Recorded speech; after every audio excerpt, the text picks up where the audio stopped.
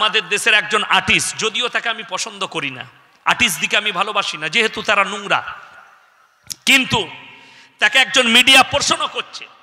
সেলিম খান, সালমান খানের বাপকে, একটা इंटरव्यूए একজন মিডিয়াওয়ালা প্রশ্ন করছে कि इंसान कैसा आदमी है ये कैसे समझा जाए, একটা মানুষ যে ভালো মানুষ আমরা কি করে বুঝবো যে এই লোকটা ভালো।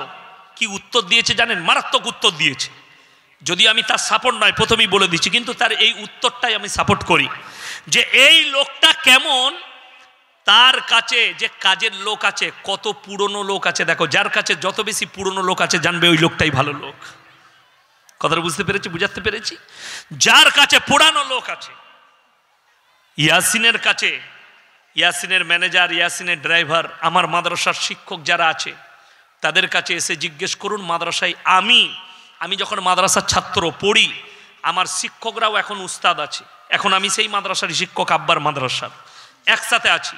তো জানবেন শওকত সাহেব কি মানুষ, তার মাদ্রাসার পুরনো শিক্ষক দেখলে বুঝতে পারবেন যে তার ব্যবহারটা কি। কর্মচারী দেখলে, আমার মাদ্রাসার বাবুর্চিকে গিয়ে জিজ্ঞেস করবেন পার্সোনাল ভাবে, ইয়াসিন ভাই কি লোক, কি ব্যবহারের লোক, সে আপনাকে পার্সোনাল বলে দিবে, আমার শেখানো নাই। নম্বর যদি নিয়ে এলেন, আপনাকে ফোন নম্বর দিয়ে দেবো, জিজ্ঞেস করে নেবেন যে ইয়াসিন কতটা খারাপ লোক। সেও আমার অনেক দিনকার মাদ্রাসার বাবুর্চি, সেও বলে দিবে।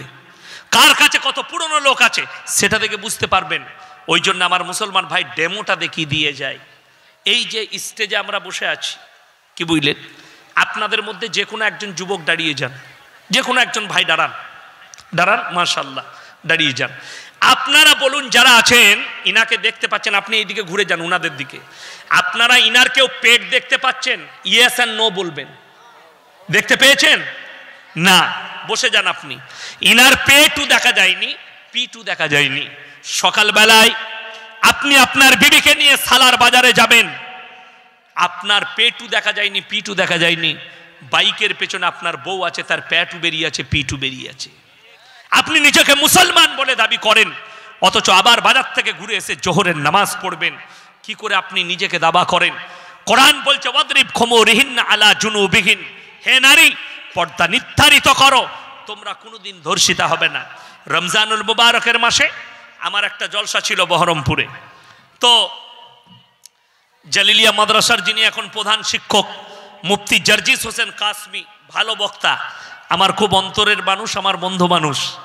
আমি ফোন করলাম যে আপনার মাদ্রাসায় ইফতারি করব, জলসা আছে, বলে চলে আসুন। ইফতারি করলাম, রমজান মাস আদায় করি, একটা জলসা ছিল ওই মুর্শিদাবাদ বহরমপুর ভাকুড়িতে। তো আমি ইফতারি করলাম বেলডাঙ্গায় জালিলিয়া মাদ্রাসায়। তো আমি দেখলাম সময় পাই না, বাড়িতে স্ত্রীর লেগে কাপড় কিনতে হবে, মায়ের লেগে, বাচ্চাদের লেগে। ঢুকলাম কোথায়? খুব বড় দোকান, নতুন দোকান হয়েছে, ঝুনকা ক্লথ হাউস। আমি ঢুকলাম, ঢুকি আমি বিপদে পড়ে গেছি। ঢুকে দেখছি সব খালা, আমি একা খালি খালু। খালাগুলো কোথায় গেল? আমার মায়েরা শুনেলেন, আজকে যারা এই জেনারেশনের যারা যুবতী মেয়ে আছেন তারা শুনেলেন, তাদের মধ্যে একটা রোগ দেখা দিয়েছে। তারা বলছে দাড়িওয়ালা যুবককে বিয়ে করব না, তারা বলছে দাড়ি রাখা যুবককে বিয়ে করা যাবে না। কেন? একটা দাড়িওয়ালা নামাজি মুসল্লি যুবককে বিয়ে করলে না সে বাজারে নিয়ে যাবে, না সে পর্দায়, আমাকে পর্দায় রাখবে, আমাকে মেলাও ঘুরাবে না, আমাকে পর্দায় রেখে দেবে, আমাকে বাজারে আমভাবে নিয়ে যাবে না। যার কারণে দাড়িওয়ালা যুবককে, নামাজি যুবককে বিবাহ করব না। আমার ভাই, গায়ে প্রচুর জোরে লাগবে ধাক্কা, কিন্তু একদম হক কথা বলে যাচ্ছি। রাতের বেলায় শুয়ে ভাববেন, আমি মৌলভী শওকতের বেটা। আপনি যেমনি সালাত থেকে বেরুবেন, আমার বর্ধমান ডিস্ট্রিক্টে প্রবেশ করবেন, আমার বাজারের নাম গলসি, আমার থানার নাম গলসি, সেটাই আমার বাজার।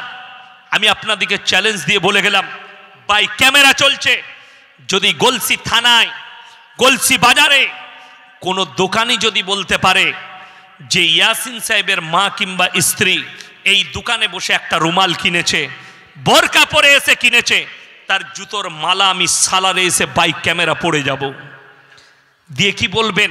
মায়েরা ভালো করে শুনেন, আপনাদের কি মনে হচ্ছে আমার বিবির ওপরে আমি অত্যাচার করি? তাইলে দাওয়াত দিলাম, আপনার বিবিকে নিয়ে আপনি আসুন, আমার বাড়িতে আপনার বিবি থাকবে, 3 দিন রাখবো আমার বিবির কাছে। আপনি আমার মাদ্রাসায়, আমার অফিসে শুবেন, আমার কামরায় শুবেন মাদ্রাসায়। 3 দিন আমার স্ত্রীর কাছে থেকে জিজ্ঞেস করবে আমি আমার স্ত্রীর সঙ্গে কি ব্যবহার করি। জীবনে আমার স্ত্রী মুখ দেখেনি বাজারে। আমার বিয়ে হয়েছে 16 বছর, হাতে গুনে 4 থেকে 5 বার বাপের বাড়ি গেছে, তাও যায়নি। ওটাও গুনে বার করতে হবে কোন কোন তারিখে গিয়েছিল, কোন বছরে। তা বলে কি আমার শ্বশুর ঘরের সঙ্গে সম্পর্ক নেই? আমি নিজের ফুপুর মেয়েকে বিয়ে করেছি, কি সম্পর্ক আছে? আমার শ্বশুর গ্রাম পাশের থানা আউস গ্রামে, কাছাকাছি। জিজ্ঞেস করে আসবেন, গ্রামের নাম ভোতা, গিয়ে জিজ্ঞেস করে আসবেন আমার শ্বশুর ঘরের সঙ্গে আমার কি সম্পর্ক আছে, খারাপ না ভালো, আমার পরিবারের সঙ্গে আমার কি সম্পর্ক, এটা বুঝতে পারবেন।